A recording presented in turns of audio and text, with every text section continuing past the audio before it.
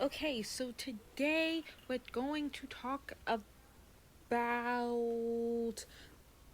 Stephen King books that were made into TV movies and the big screen. Um, so it's gonna be kind of like another countdown, but shorter. I only have 4 movies today that I'm going to do. Um, Okay, so let's get started. The first one for today is going to be Children of the Corn. So I've seen the Children of the Corn 1,000 times. It's really creepy. It's actually one of his movies that I think really creep me out no matter how many times I watch it. Like, it's just like, yeah, it really disturbs me quite a bit, and it always just has that really, really creepy vibe. I don't know, it's just, for me, it's just it's really, really creepy. Really good though as well. It's a good movie. But apparently there are TV movies, several actually, after they had made this one, and I haven't seen those, so I really want to see those. And yeah, so that sounds like a fun time. Okay, countdown. Oh, Carrie. Yes, Carrie. So I've seen the original Carrie. Really, really, really creepy movie.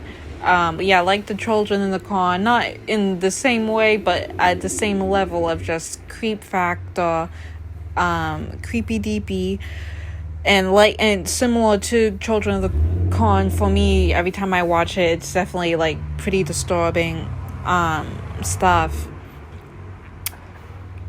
But so apparently in 2002 there was a TV version of it, and so yeah, I'm looking forward to wanting to tune into that. That is yeah, it's very that, so I didn't know that. I was like, okay, and I have a confession to make. The reason why I'm making this list in the first place is because I love TV movies. Am I the only one? I love TV movies. I love big screen movies, obviously, but I'm really a fan of TV movies. They're just so great. I don't know what it is, but I love TV movies. Okay, I want to be in a TV movie one day. Like, no, I'm not kidding. Like, this is one of my goals. Yeah, I love TV movies. So, there we go with that. Okay, countdown. It. Okay, so, oh gosh, we're talking about It again. AKA Pennywise, the creepy clown. Okay, so, yeah. So apparently the original one that came out in the 90s, I'm pretty sure it's the 90s, and it may be the 80s. Correct me if I'm wrong. I'm pretty sure it's 90s though. It was a TV mini series in 2 parts. So like the TV version of Children of the Corn and Carrie, I haven't watched it, but I've watched a little bit more of it though. So I watched like bits and parts of it, which were enough to give me a heart attack. Um, yeah.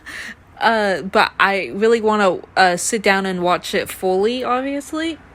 However, I have seen the remake, big screen version of it, and I'm in love with it. It's creepy, yes, and terrifying, but I love the cast and the storyline, and I love the characters. It's a good time. So I'm looking forward, being a 90s baby, and also just loving being, just in love with that whole 90s vibe. I looking forward to watching the original one. And okay, so now for the finale, countdown. Now I was kind of debating if I wanted to put it for number 1 or this one. So for today, I decided I'm just gonna put The Shining for not for the number one, for number four, for today. And yeah, so not much to say about this. It's a classic, obviously.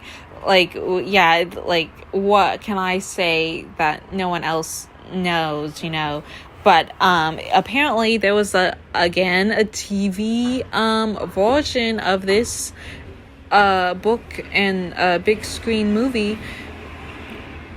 And so again, similar to the rest on the list, I have not seen the TV movie, but I have watched a movie review on it, and they had a lot of spoilers and a lot of scenes and things that they showed. So I kind of feel like I have watched it already, in a sense.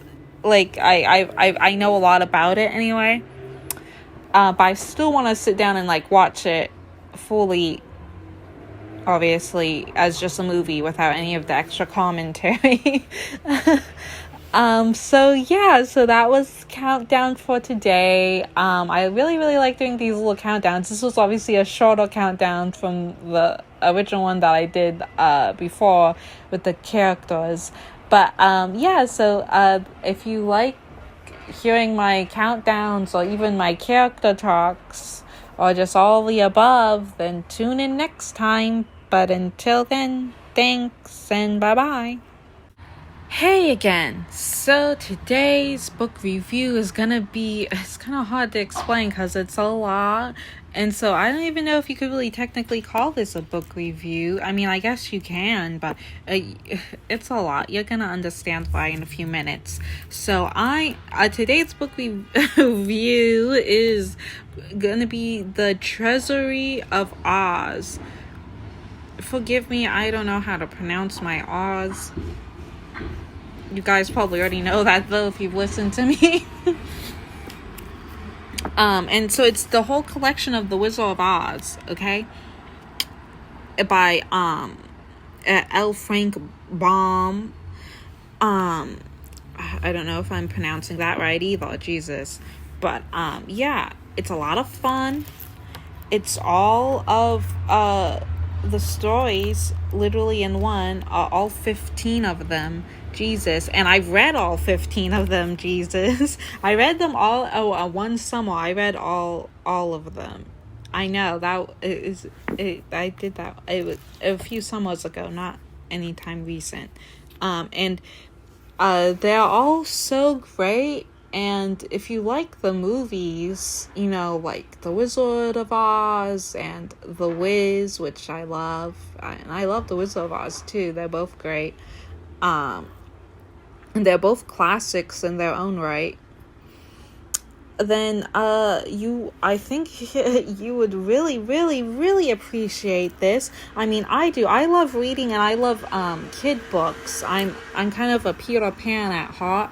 So reading fantasy and adventure is always such a treat for me, and it's always been something I really appreciated and enjoyed pretty much my whole life. It's just really such a treasure. I can't speak. So yeah, so it's technically, it is a book review, but it's not just talking about one book, it's talking about all 15, the collection of Oz, which is just so great. And if you find this anywhere, or even if you just find them separately, if they're not all together in one book, just pick them up. They're so great. And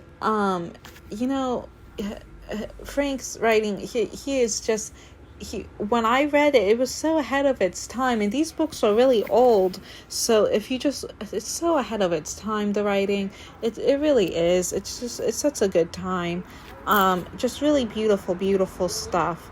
And just his imagination is so crazy. Like, imagination is so important. And if you're in love with just that kind of adventure, that kind of thing, his imagination, besides just his writing and his characters and storyline, is just something to really, really, really enjoy. Like, he really just went all out with these books. And he mentions a lot of the time about his fans, his little kid fans, and how they really even helped him a lot in just making these really fun adventures. And so, yeah, I can't really say anything more or less about, just like, I can just go on forever how great this is, and just a real treat to read. So that's my book review for today, or my many book reviews, I guess you can kind of say, for today. And if you like what you hear, then continue listening, and if you don't, then that's okay too. But until then, bye bye now.